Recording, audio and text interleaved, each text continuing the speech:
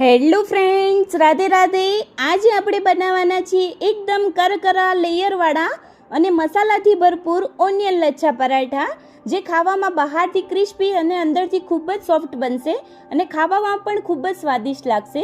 તો ચલો recipe start કરીએ. સૌપ્રથમ એક બાઉલ લઈ લઈએ. બાઉલની અંદર 2 વાટકી ઘઉંનો ઝીણો લોટ એડ કરીએ. હવે સ્વાદના એકોર્ડિંગ મીઠું એડ કરી લઈશું અને મોયણ માટે થોડું તેલ એડ કરી લઈએ. હવે સરસ રીતે બધી જ વસ્તુને મિક્સ કરી લઈશું લોટમાં.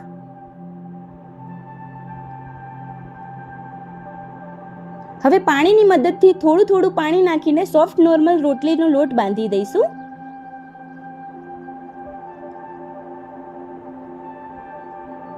આવી રીતે આપણે સોફ્ટ નોર્મલ રોટલીનો લોટ બાંધી દીધો છે. હવે આ લોટમાં આપણે થોડું તેલ એડ કરીએ અને લોટને તેલમાં સરસ રીતે મસરી લઈએ. આવી રીતે પ્રોપર લોટને મસરી લેવાનો છે. હવે આ લોટને આપણે ઢાંકીને 10 થી 15 મિનિટ માટે થોડી વાર માટે સેટ થવા દઈએ. હવે મેં 4 થી 5 નંગ જેવી નોર્મલ સાઈઝની ડુંગળી લીધી છે અને આવી રીતે સ્લાઈસ કટ કરી લીધી છે ડુંગળીની. હવે એની અંદર થોડું મીઠું એડ કરી લઈએ અને મીઠાની અંદર સરસ રીતે ડુંગળીને મિક્સ કરી લઈએ. આવી રીતે મીઠું નાખીને ડુંગળીને મિક્સ કરવાથી જે આપણી ડુંગળીમાં પાણીનું પ્રમાણ હશે એ પણ નીકળી જશે અને તીખાશ હશે એ પણ ઉડી જશે. હવે એને 5 મિનિટ માટે રહેવા દઈએ. હવે 5 મિનિટ થઈ ગઈ છે. હવે ડુંગળીમાંથી પાણી પણ છૂટું પડી ગયું છે. તો આવી રીતે ડુંગળીને નીચોઈ લઈએ અને પ્રોપર રીતે બધું પાણી કાઢી લઈશું. હવે આપણે એક બાઉલ લઈ લઈએ. હવે જે ડુંગળીમાંથી પાણી કાઢી લીધું છે એવી બધી જ ડુંગળી આપણે આમાં એડ કરી લઈએ બાઉલમાં. હવે ડુંગળીની અંદર થોડા મસાલા કરી લઈએ. 2 લીલા મરચાંના ટુકડા કટ કરીને નાખ્યા છે.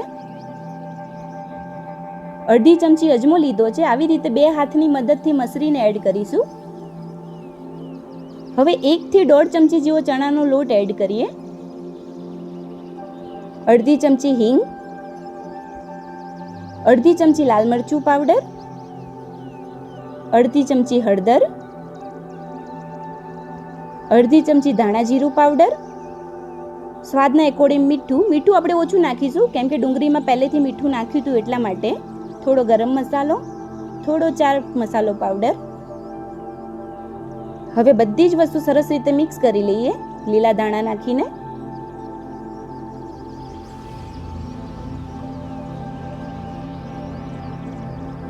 હવે આવી રીતે સરસ રીતે મિક્સ કરી લીધું છે અને બધા જ મસાલા ડુંગળીમાં ભળી ગયા છે અને આપણું એક ડુંગળીનું સ્ટફિંગ તૈયાર થઈ ગયું છે.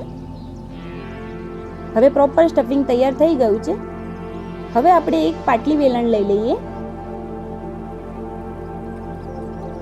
હવે જે લોટ બાંધ્યો હતો એમાં એક રોટલીની સાઈઝનો એક લોયો કરી લઈશું.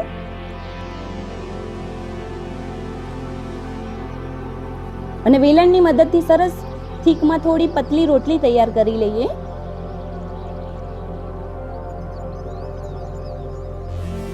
આવી રીતે આપણે રોટલી તૈયાર કરી લેવાની છે.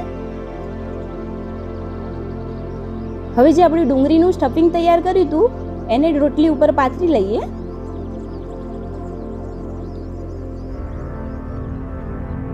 આવી રીતે આપણે આખી રોટલી ઉપર સ્ટફિંગને પાથરી લેવાનું છે.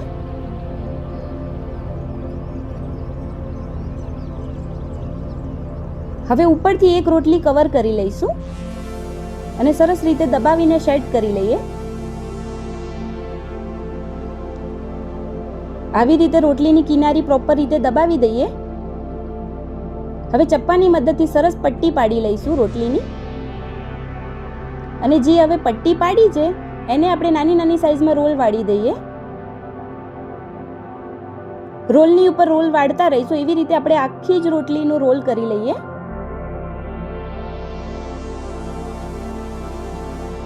આવી રીતે પ્રોપર રોલ કરીને એક લોયો તૈયાર કરી લઈશું.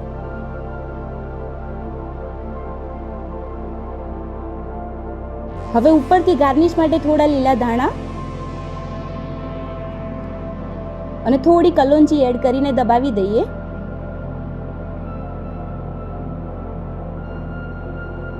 હવે વેલણની મદદથી સરસ રીતે એક પરાઠો તૈયાર કરી લઈશું. આવી રીતે પ્રોપર રીતે વણી લેવાનું છે પરાઠાને. હવે આપણે પરાઠાને શેકી દઈએ. એના માટે આપણે એક તવી મૂકી દઈએ. તવી ગરમ થઈ જાય એટલે એની ઉપર થોડું તેલ એડ કરીશું અને આખી તવી ઉપર આપણે સ્પ્રેડ કરી લઈએ તેલને.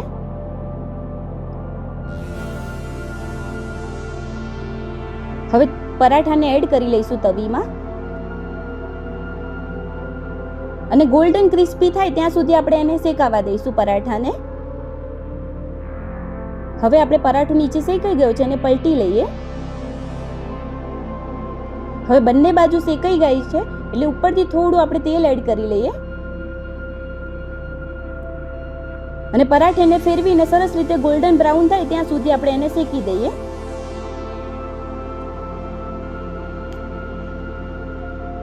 આ પરાઠા તમે ચા, દહીં કે અથાણા સાથે પણ ખાઈ શકો છો, જે ખાવામાં ખૂબ જ સ્વાદિષ્ટ લાગે છે. તો તમે પણ એકવાર જરૂરથી આ પરાઠો ટ્રાય કરજો. હવે સરસ રીતે ગોલ્ડન બ્રાઉન શેકાઈ ગયો છે. હવે પરાઠોને એક પ્લેટમાં કાઢી લઈએ. હવે આપણે એક પ્લેટ લઈ લઈશું અને પ્લેટમાં આપણે પરાઠો જે તૈયાર કરેલો છે એ એડ કરી લઈએ અને દહીં અને અથાણા સાથે સર્વ કરી લઈશું. તો મિત્રો તૈયાર છે ગરમા ગરમ ઓનિયન લચ્છા પરાઠા. હવે આપણે એને દહીં અથાણા સાથે સર્વ કરી લીધું છે. તો મિત્રો તૈયાર છે ગરમા ગરમ ઓનિયનથી બનતા સ્વાદિષ્ટ લચ્છા પરાઠા. તો તમને આ લચ્છા પરાઠાનો વિડીયો કેવો લાગ્યો એ કમેન્ટમાં જરૂરથી લખજો અને વિડીયોને લાઈક કરજો અને શેર કરજો અને નવી નવી રેસીપી જોવા માટે મારી ચેનલને સબસ્ક્રાઈબ કરજો. ફરી મળીશું એક નવી રેસીપી કન્ટેન્ટ સાથે. રાધે રાધે.